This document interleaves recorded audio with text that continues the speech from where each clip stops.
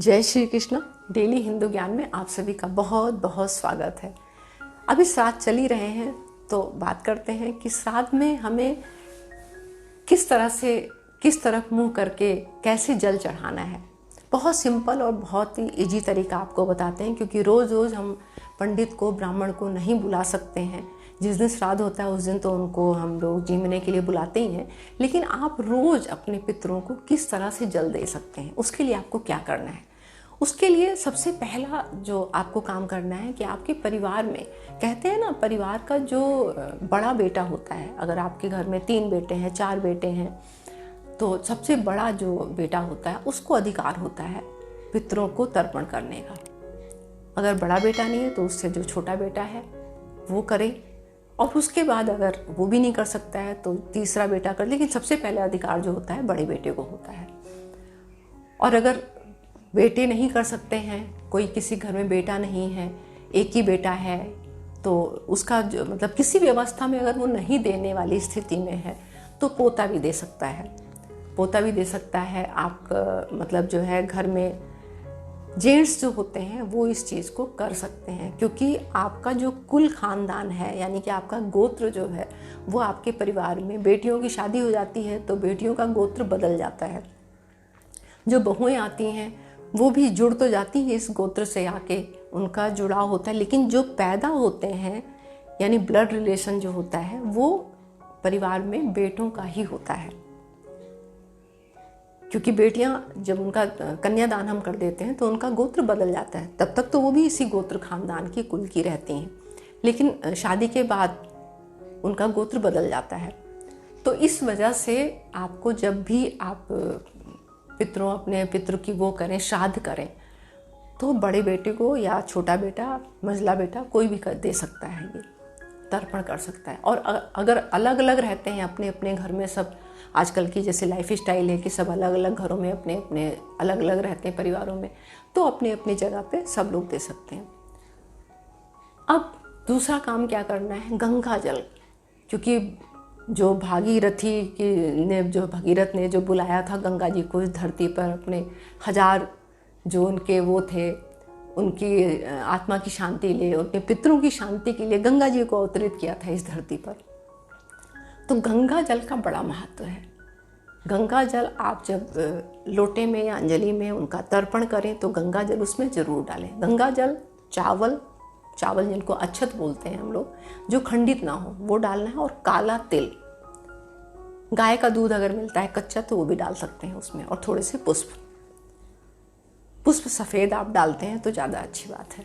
तो ये चीज़ों को आपको लेके और दक्षिण की तरफ मुँह करके, और आपको डेली नहाने धोने के बाद बिना कुछ खाए पिए सबसे पहले जो आपको जल चढ़ाना है वो अगस्त्य मुनि जो थे उनके नाम का चढ़ाना है। उसके बाद सबसे पहले उनके नाम का चढ़ाएं, उसके बाद फिर देवताओं के यानी कि सूर्य भगवान जो हैं उनको जल चढ़ाएं, और सबसे तीसरे नंबर पे आप अपने पितरों में क्या है, आप अपने गोत्र का नाम लें, और अपने पितामह जो पूर्वज हैं उनका, अगर जिनका नाम आपको याद है तो ठीक है, और नहीं तो आप अपने पूर्वजों को नाम, ऐसे पूर्वजों का नाम लेके, या उनके पितरों के, हमारे सभी पितर जो इस कुल में पैदा हुए हैं, जो इस गोत्र के हैं, उनको मैं ये जल समर्पित करता हूँ, उनके नाम पे मैं तर्पण करता हूँ। आप इसको स्वीकार करिए और आपकी आत्मा तृप्त हो इस जल से, और आपका आशीर्वाद हमें उसकी प्राप्ति हो, आपकी कृपा की प्राप्ति हो।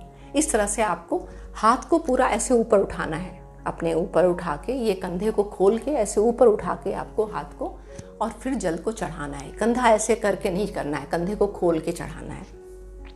तो ये दक्षिण की तरफ आप इसको जल चढ़ाएं। टाइमिंग आपको बता दिया, 8 बजे से लेके 12 बजे तक तर्पण किया जाता है, क्योंकि सूर्य भगवान की जो किरणें होती हैं वो इस टाइम पे बड़ी उनकी तीव्र वो होती है, तो वो ग्रहण कर लेती हैं। उनकी जो किरणें होती हैं, सूर्य भगवान ही पितरों तक वो जो जल चढ़ाते हैं वो पहुंचाते हैं, तो उनकी किरणों का होना बहुत ज़रूरी है। तो यही टाइम अच्छा माना गया है। तो इस टाइम आप जल को चढ़ाएं। और जब श्राद्ध करते हैं तो श्राद्ध में होना ये चाहिए कि आप के घर में आपके पिता का श्राद्ध है, या माता का श्राद्ध है, या चाचा का है, किसी का भी है, तो आप पूरे परिवार इकट्ठे हों। वैसे आप अलग अलग रहते हैं, कोई बात नहीं, लेकिन उस दिन आप एक जगह पर सब लोग इकट्ठा होके एक साथ जब होके श्राद्ध मनाते हैं।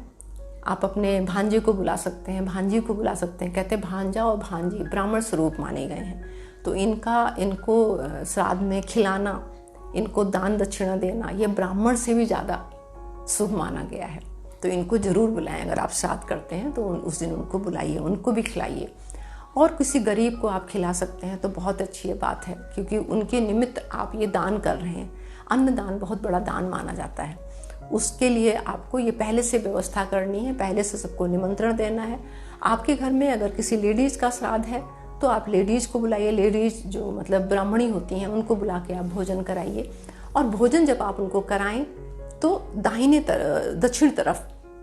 दक्षिण की तरफ उनको बिठाइए। दक्षिण दिशा जो होती है वो पितरों की दिशा मानी जाती है, तो उस दिशा में उनको बिठा के आप, अगर ब्राह्मण आते हैं तो अगर उनको नॉलेज है, उनको मतलब ऐसे कहते हैं कर्मकांडी ब्राह्मण जो होते हैं, जो कर्म कांड करते हैं, तो उनसे आप अपने पितरों का तर्पण भी करा सकते हैं और उनको भोजन कराएं। भोजन बहुत श्रद्धा से, बहुत सात्विक भोजन उनको आपको कराना है। प्याज लहसुन ये सब कुछ नहीं डालना है। कोशिश करिए कि जो आपके जिनका श्राद्ध है वो जो चीज़ें पसंद करते थे वो चीज़ें खिलाइए सात्विक तरीके की। अगर कोई ऐसी चीज़ वो खाते थे तो वो नहीं खिलाना है आपको। बिना प्याज लहसुन के ब्राह्मण को भोजन कराना है आपको। भोजन में आपको मटर, सरसों और तिल, ये सब चीज़ों का आप प्रयोग कर सकते हैं। गुड़ वगैरह जो है, तिल का जो है जितना ज़्यादा दान किया जाता है उतना बहुत अच्छा माना जाता है। तो ये सब चीज़ें आप उनको खिला सकते हैं। दही का भी मतलब भोजन में बनाने की, जैसे रायता वगैरह आप बना सकते हैं। आपको क्या नहीं डालना है, जैसे मूली की सब्जी जो होती है ये सब उनको नहीं खिलाई जाती है। श्राद्ध में आप इसका प्रयोग ना करें। तो बहुत सारी और भी चीज़ें हैं जो श्राद्ध में नहीं खिलाई जाती हैं, लेकिन आप कोशिश करें सात्विक भोजन हो। खीर जरूर बनाई जाती है। गाय के दूध की खीर बहुत प्रसन्न होते हैं। अगर पितरों को गाय की दूध की खीर खिलाई जाती है, खीर से बहुत प्रसन्न होते हैं। तो ये आपको ज़रूर करना है। और उसके बाद आपको जिस दिन श्राद्ध रखा जाता है, घर में श्राद्ध मनाया जाता है, किया जाता है, उस दिन परिवार में सबसे पहले आपको सुबह उठना है। उठ के सब घर में जितने लोग हैं सबको बहुत ही ज़्यादा सात्विक तरीके से साफ शुद्ध होके, पूरे घर को साफ सफाई करके, शुद्ध करके, और उसके बाद नहा धो के अच्छे वस्त्र पहन के साफ सुथरे फिर आपको रसोई में भोजन बनाना है। आपके परिवार में किसी को कुछ भी नहीं खाना जब तक आप ये उनका जो है पितरों का श्राद्ध नहीं करते हैं। उनको श्राद्ध करने के बाद, ब्राह्मणों को भोजन करने के बाद, गाय के गौग्रास निकालने के बाद, जो विधि विधान जो नियम है उसका सब करने के बाद फिर आपके घर में आप उनको सब करने के बाद आप पितरों से अपनी क्षमा याचना भी कर लीजिए कि कोई गलती अगर जाने अनजाने हो गई है तो उसको माफ़ करिए। आप प्रसन्न हुए, जो भी हमारी सामर्थ्य, जो भी हमसे बन पड़ा उस तरह से हमने इसको किया है। आप मेरी भावनाओं को समझिए, मेरी श्रद्धा भक्ति को इसको समझिए और इसको स्वीकार करिए। हम आपके बच्चे हैं, जाने अनजाने गलतियां हो जाती हैं और यकीन मानिए वो आपकी गलतियों को क्षमा भी कर देंगे। तो इस तरह से आपको श्राद्ध उनका करना है। और विदा करने के बाद, यानी कि उनका पितरों का जब जिनका भी श्राद्ध आप कर रहे हैं, उसके बाद घर में पीछे से ना आपको झाड़ू लगानी है, ना कपड़े धोने हैं, और कुछ और भी काम ऐसे होते हैं जैसे कि नाखून काटना है, शेविंग करना है, बाल काटने हैं। ये सब काम आपको उस दिन नहीं करना है। वैसे तो पितृपक्ष में ये सब काम किए ही नहीं जाते हैं, करना अच्छा नहीं माना जाता है। कोई नए काम, नई चीज़ें, नया वस्त्र, नया आभूषण, नए बर्तन, नई गाड़ी, ये सब चीज़ें नया कोई भी हम लोग को परचेज नहीं करना होता है। ये सब नहीं करते हैं हम लोग जो है, क्योंकि ये टाइम जो 16 दिन का है ये पितरों का नाम को, उनके नाम को, उनकी याद में हमें बिताना है। तो ये सब चीज़ें आप लोगों ने देखा होगा, पितृपक्ष आते ही बिल्कुल मार्केट एकदम ठंडा हो जाता है। मार्केट में ज़्यादा रौनक नहीं रह जाती जब तक कि नवरात्रि शुरू नहीं होते हैं। तो इन सब बातों को आपको ध्यान रखना है। और उस दिन आपको दक्षिण दिशा की तरफ, अपने घर की जो दक्षिण दिशा है, उस दिन उनके नाम की एक दीपक भी जलाना है शाम को। जैसे उस दिन आपने श्राद्ध किया तो उस दिन तेल का दीपक उनके नाम पे जलाना है, दक्षिण दिशा में आपको रखना है।